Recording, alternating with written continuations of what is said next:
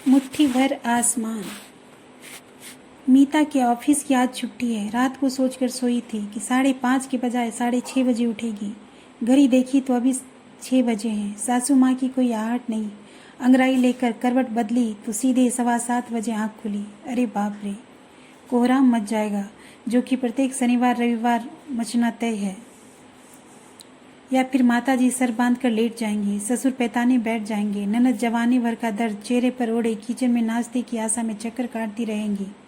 देवर मंद मंद मुस्कुराते चाय की चुस्कियों में सुबह का लुत्फ लेता रहेगा। कई बार तो उसने कह भी दिया, मम्मी आपकी तबीयत शनिवार इतवार को ही खराब क्यों होती है?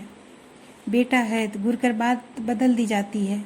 मैं या मेरे पतिदेव कहते तो मेरे साथ तो पुस्तों को लानते सलामते भेजी जाती। अरे हाँ, पतिदेव जिनका घर में अस्तित्व इतना है कि माँ बलाएं लेती नहीं लगाती कि मेरा बेटा तो सतयुगी है। वहीं बेटा छुट्टी वाले दिन अगर माँ बाप भाई बहनों के अलावा बीबी से बात कर ले तो पता नहीं कौन कौन से बहुब्रीह समाज से नवाजा जाता। घर के छज्जे पर जाकर पड़ोसियों को बताया जाता कि ऐसी कलंकी औलाद किसी को न मिले। पड़ोसी आग में घी डालते। रोशनी की अम्मा, बेटे की कोई गलती नहीं, आजकल बहुएं आकर उसको बिगाड़ देती है। बेटा आदमी न हुआ, 6 महीने का बच्चा हो गया। मीता की यही आदत है, सोचने लगती है तो अदरक की तरह पता नहीं चलता कहाँ से शुरू हुई कहाँ खत्म हो जाती। हाँ तो 7:15 बज रहे हैं। घर में कोई आहट नहीं। भगवान का नाम लेकर घबराती हुई उठती है। उठ गई महारानी, दोपहर हो गई। लड़की 4 दिन को आई है, टाइम से खाना नहीं मिलता। एक हम थे, 4 बजे मुंह अंधेरे उठकर कब खाना बना देते थे किसी को पता भी नहीं चलता था। बहू का नहाना धोना भी किसी ने देखा था उस जमाने में? किसी ने। न लाज न शर्म न रिस्पेक्ट न सम्मान। रिस्पेक्ट सम्मान, यही एक अंग्रेजी का शब्द आता है अम्मा जी को, जो 24 घंटे में न जाने कितनी बार बोला जाता है। 9:30 बजे का ऑफिस है मीता का। 5:30 बजे उठकर घर का सारा काम करके भागते भागते 9 बजे निकल पाती है और ऑफिस पहुंचने में 10:30-11 बज जाते हैं। ऑफिस में सबकी आंखों में खटकता है उसका लेट आना, पर सारे दिन जो जी तोड़ मेहनत करती है, काम में अच्छी है तो ऑफिसर्स नज़रअंदाज कर देते, कभी कभी डांट भी देते। लेकिन इस भाग दौड़ में नाश्ता तो भूल ही जाती, सीधा लंच ही करती। शाम को फिर भागती हुई बस पकड़ती और बैठते ही सो जाती। डेली पैसेंजर्स देखकर हंसते।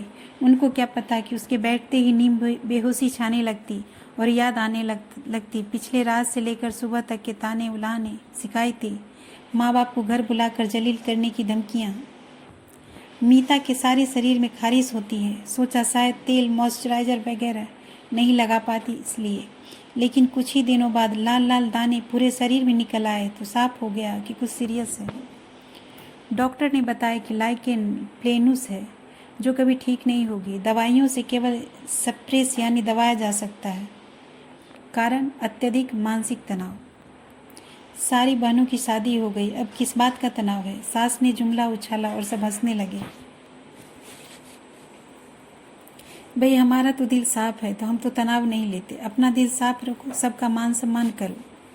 इतना गुस्सा आया कि तुम लोगों की तरह जब मन करे किसी को भी कुछ उल्टा सीधा बोल दो, वह गाली देने का मन करे तो गाली दे दो, तो दिल तो साफ ही रहेगा। मुझे तो सबके सामने अपनी भावनाएं छुपा कर रखनी है। गुस्सा किसी पर कर नहीं सकती।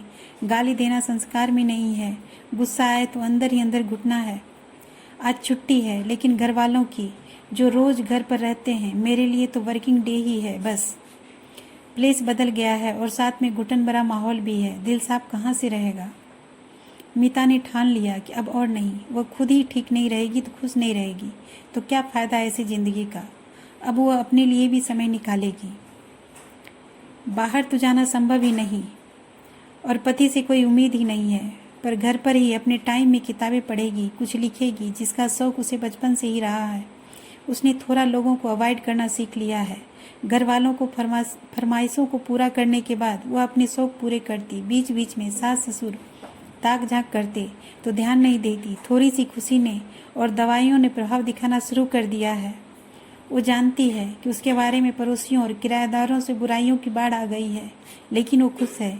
इस दुनिया में मुट्ठी भर आसमान तो उसका भी है। चलो कोहराम मचने से पहले एक गिलास नींबू पानी पी लूँ।